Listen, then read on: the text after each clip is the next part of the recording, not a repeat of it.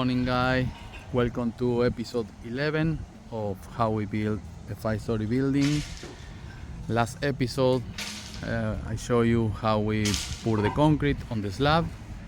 Now we already started installing blocks on the perimeter, the block walls, leaving a space for where the columns are going to be formed, like here.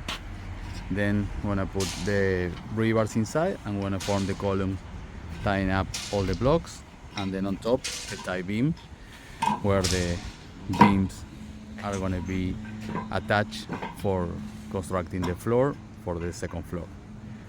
So here is an update. You can see we have more blocks here are waiting to be laid down. We have blocks everywhere.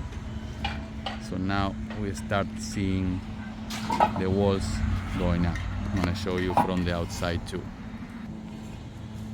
Here you can see how the blocks are being laid down. We have columns in the corners. Then we're going to have fill cells where the dowels are, that is here. We're going to pour concrete in that fill cells. They're going to be fill cells. And you can start seeing how the walls are going up. Here, that's the west wall, and then it's gonna be all the other walls. Please subscribe to the channel, hit the notification bell for update of how we are building a 5-story building, and thanks for watching.